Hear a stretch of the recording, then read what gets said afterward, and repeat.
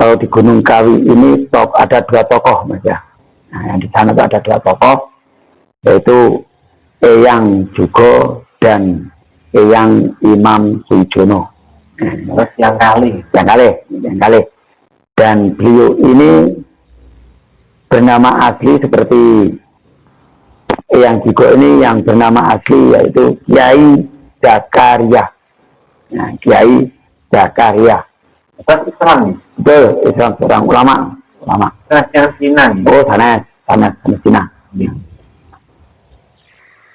Dan seperti yang Imam Sujono ini, yang namanya asli juga Raden Mas Imam Sujono.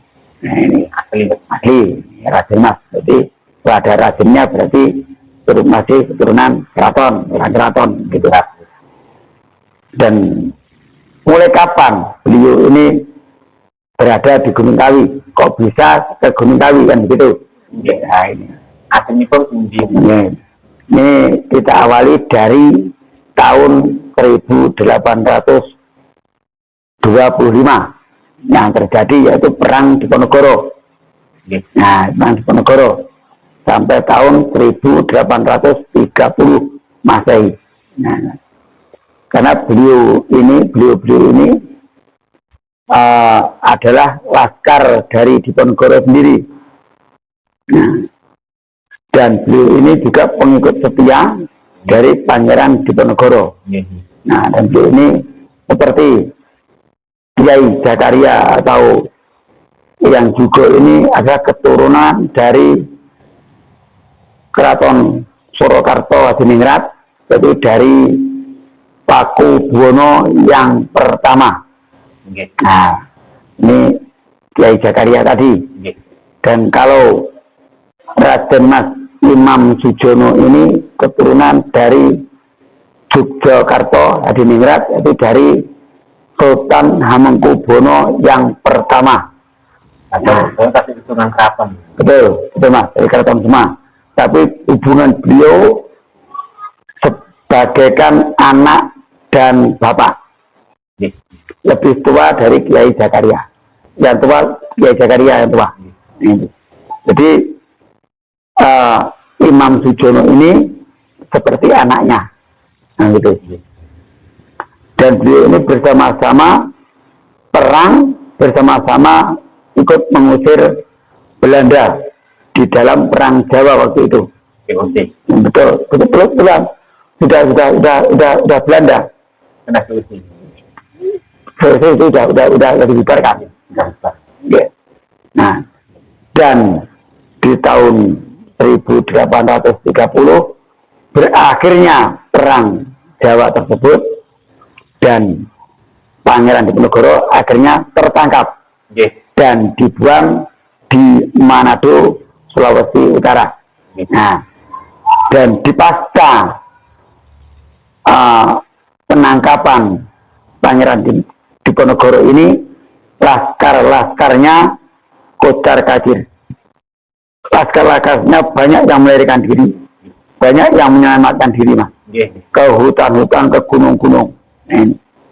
Termasuk seperti Kiai Zakaria ini dan Raden Mas Imam Sujono melarikan diri ke arah timur dan singgah di Ponorogo. Kemudian di tempat itu mungkin tidak cocok, terus pindah lagi di ke Blitar, sampai ke petilasannya itu ada di Kecamatan Samben. Ada di sana petilasan Eyang Jugo. Itu petilasan. Jadi tempat singgahnya beliau dulu. Nah, tempat itu pun juga tidak cocok untuk beliau. Dia terus menuju ke timur dan sampai ke Gunung Kawi. Nah, dan beliau ini dua orang datang ke Gunung Kawi sebagai orang baru juga, alhamdulillah diterima dengan baik oleh masyarakat di Gunung Kawi. Nah, itu. Dan beliau tinggal di lereng Gunung Kawi dan juga mendirikan masjid, mendirikan padepokan. Sampai sekarang masih kita lihat peninggalan beliau, padepokan beliau masih ada, dan masjid agungnya juga masih ada sampai sekarang. Nah, dan akhirnya beliau juga tetap berdakwah. Setelah menjadi laskar, menjadi prajurit, kemudian beliau menjadi pendakwah di daerah Gunung Kawi. Gitu ya. Jadi beliau ini istilahnya mengungsi, mengungsi, dan untuk beralih profesi juga selain menjadi pendakwah, beliau berprofesi sebagai petani, membuka lahan pertanian di daerah Gunung Kawi juga alhamdulillah berhasil. Semua masyarakat di sana juga diajak untuk bertanam sayuran, bertanam padi dan sebagainya. Alhamdulillah juga berhasil semua.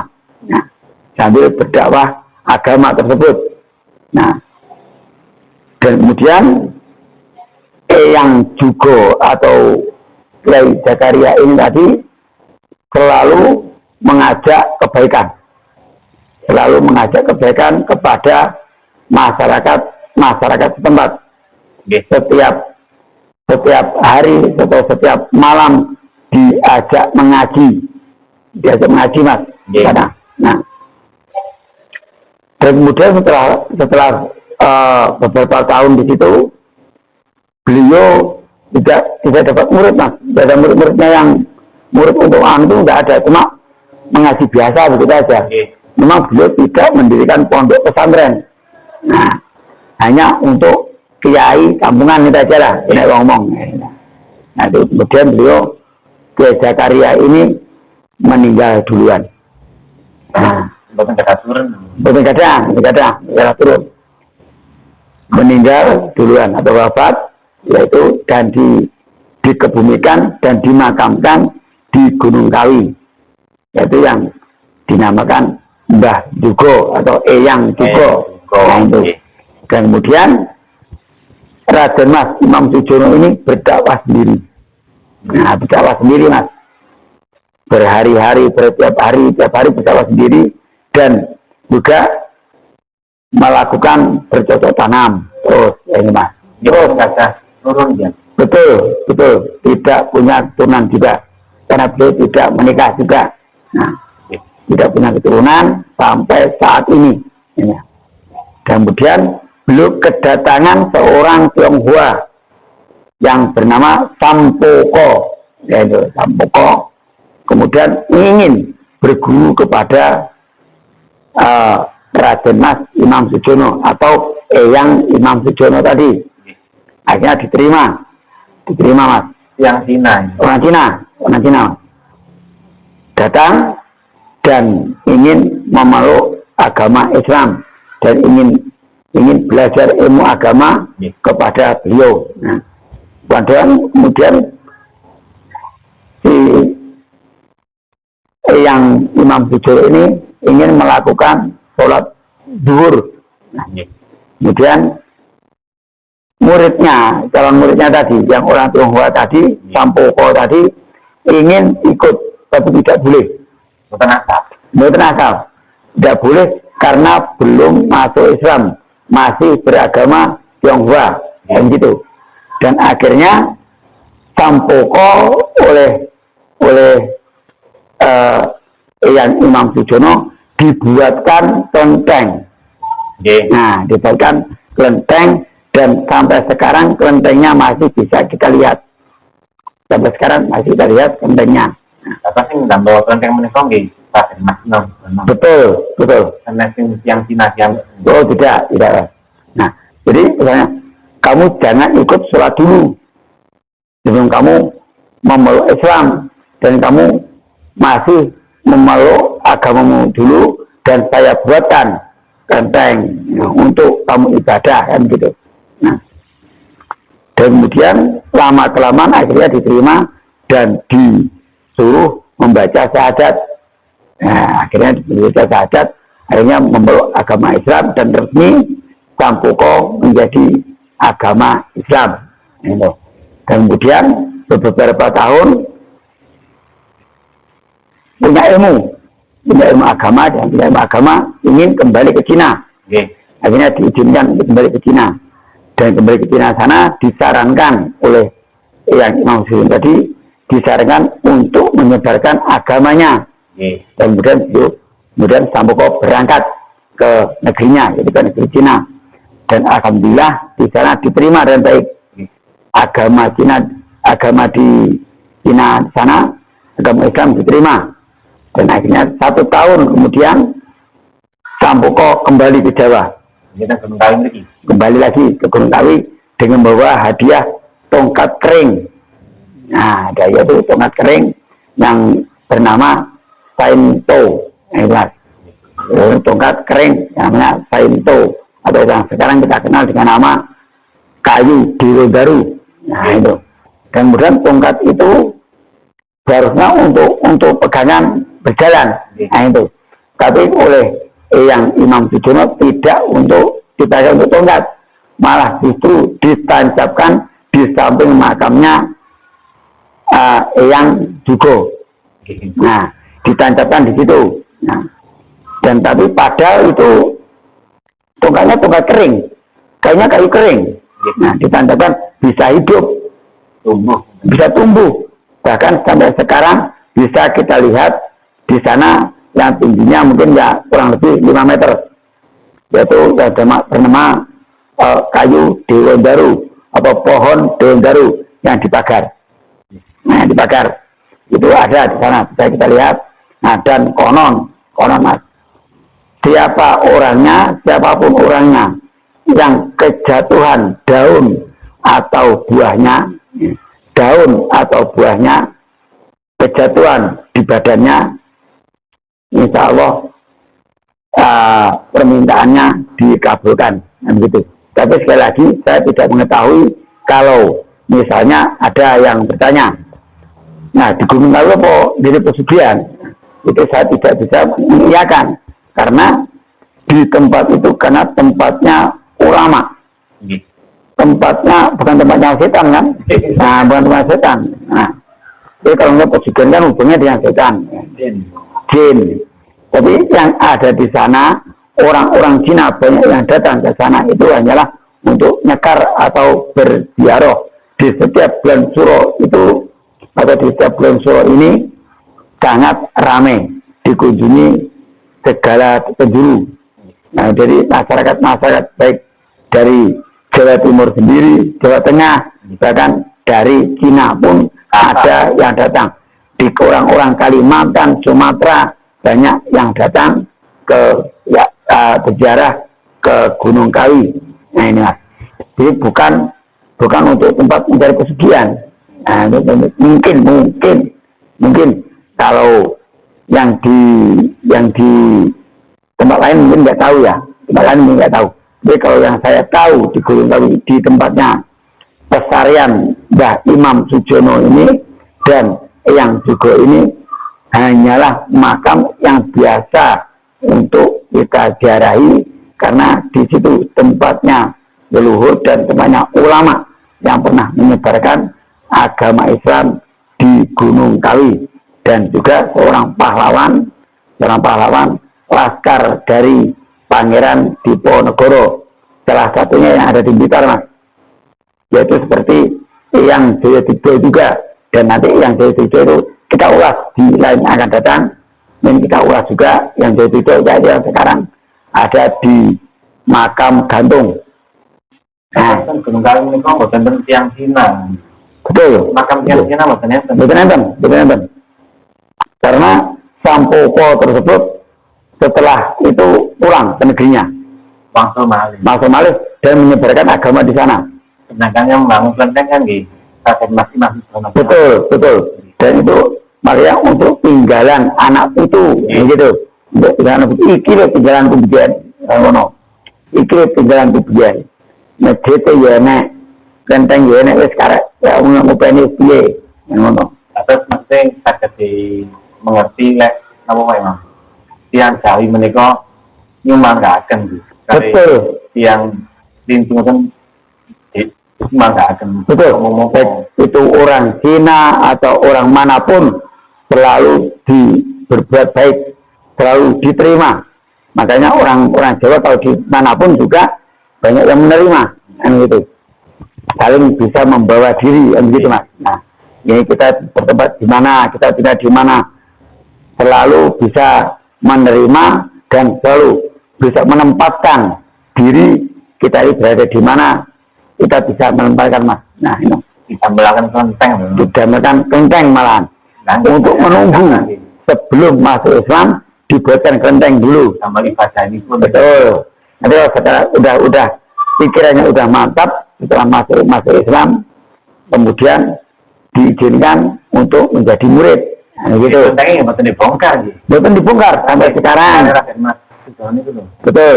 Tidak dibongkar dan juga dirawat, justru dirawat.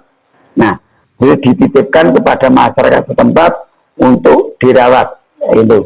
Dan bahkan sampai sekarang bisa kita lihat, dan setiap kita bulan Suro kita banyak mungkin menemui dari masyarakat dari segala penjuru, baik dari Jawa Timur, Jawa Tengah, dan Cina juga banyak juga barang pedagang-pedagang. Nah di sini Mas, mungkin untuk sumber daya manusianya, ya, untuk rezeki mencari rezeki masyarakat setempat. Nah, seperti berjualan kembang, berjualan buah-buahan dan manik-manik atau indera mata. Untuk indera mata kalau setelah pulang dari Gunung Kawi bawa oleh-oleh kilo, oleh-oleh ke Gunung Kawi, ya kan banyak, dan perhiasan-perhiasan banyak di sana. Nah, dan juga kalau misalnya masyarakat kita ini mungkin ada di Gunung Kawi itu jadi sekian, kata-kata ngotot sekian. Kalau di tempat itu tidak ada, kalau di tempat lain tidak tahu saya Mas. Nah itu kemarin tidak tahu. Dan mungkin juga ada di tempat lain. Tapi kalau di tempat pesarian yang juga tadi itu bukan untuk pesugihan. Tapi konon cuma ada satu pohon, ya. Ada satu pohon itu apabila kejatuhan daun atau buahnya, maka doanya atau permintaannya bisa dikabulkan, bisa mendapatkan kebahagiaan. Itu konon begitu. Ini kok wonten cerita yang gede. Nggih. Sangat. Demak jenengan pundi kula malam. Ya salah kali kenal gitu ya. Alam jenengan tuh kira nggih. Yang boten biasa malam, Pak. Terus kan setelah ekonomi yang suka gitu. Oh. Ini nawar. Tapi gini Mas, kan waktu itu memang di zaman masih hidupnya, waktu masih Sugeng, yang juga dengan yang Imam Sugeng masih Sugeng, semuanya penduduk kan diajak bertani. Di sebelum kedatangan beliau ini pertanian gagal, menanam padi gagal, menanam namanya kelapa pun gagal. Kita tanam gagal. Setelah kedatangan dari dua orang tersebut, kemudian diajak bertanam semuanya, tapi ya sahadat juga Mas. Dan Bismillahirrahmanirrahim dengan sahadat tersebut hanya berhasil. Nah berhasil, dan setiap panennya bisa melimpah, dan setiap bercocok tanam panen melimpah. Nah dan di situ makanya masyarakat tidak ada yang kekurangan, selalu ya mendapat kebahagiaan tadi. Ya mungkin yang dianggapnya mungkin yang dari sejarah itulah, dari sejarah itu ini di Gunung Kawi tempatnya untuk mencari pesugihan kan gitu. Keberkahan. Ya kita melihat keberkahan gitu lah. Nah. Tiang-tiang nawang pengertiannya bisa. Betul. Kalau kita meminta, misalnya kita ziarah atau nyekar ke Gunung Kawi, meminta kepada yang juga dan dengan yang Imam Sujo meminta supaya kan pintu. Kalau yang juga dengan yang Imam Sujo ini sekarang tidak bisa berbuat apa-apa. Justru beliau ini meminta doa dari kita. Nah itu doa dari kita. Jadi kalau yang anggapan yang kita ambil yang positifnya saja. Kita cari yang positifnya saja. Kalau ingin berziarah, duduk di mana? Monggo. Ini masih bulan Suro, di tempat masih ramai. Dan malah Rame. Betul, tambah rame. Dan sana juga dilengkapi dengan fasilitas-fasilitas yang lain seperti hotel, lodgement dan lain sebagainya. Nah, untuk menginap. Kalau orang Jawa kebanyakan menginap Mas. Banyak orang Jawa Tengah, Jogja, Pati, yang kemarin saya bertemu itu seperti orang Pati, orang Kudus, nah dan orang Jogja itu banyak di sana. Namun kalau orang Jogja mungkin leluhurnya yang ada di situ. Nah, ada orang Solo yang ke sana memang ada, leluhurnya juga ada di situ. Seperti yang juga dari Solo dan Raden Mas Imam Sujono sendiri juga dari Jogja, nah dari Jakarta. Jadi memang leluhurnya ada di situ. Jadi tidak mustahil kalau orang Jogja datang ke Gunung Kawi ziarah kepada mbahnya gitu. Ya, betul Mas. Jadi tidak ada, kita ambil positifnya saja. Kita hanya mengirim doa senang saja. Gitu Mas. Bukan kita pujian. Wah, enggak. Tapi kalau orangnya banyak Mas. Pikirannya macam-macam pikiran. Tergantung manusianya. Tergantung kita sendiri. Kita sendiri. Karena orang dumane yo ora krungu Mas. Biar salam hati. Betul. Kalau aku tak karepmu, tak karepe. Bapak njaluk duke yo tak karepmu. Gitu. Jadi konon cuma mungkin yang diartikan terpesugihan tadi adalah hanya satu pohon yang ada di dekat makam, di samping makam, berarti yang ada pagarnya itu makam beliau ada pohon yang namanya pohon Dewa Daru yang dipagari. Nah itu mungkin itu yang ada kabar, konon ada yang bilang kalau kejatuhan daun atau kejatuhan buahnya akan mendapatkan kebahagiaan. Itulah sakit gede. Itu katanya begitu. Karena kami juga tidak tahu. Tidak tahu. Kita ambil apa Pak? Ya kita ambil hikmahnya saja. Kita ambil hikmahnya saja. Sambil kalau itu lanjut makamnya ulama, juga makamnya pejuang, makamnya pahlawan, juga makamnya seorang yang uhur karena dari keturunan raja dua daerah ini, dari Solo dan dari Jogja, dari Jakarta.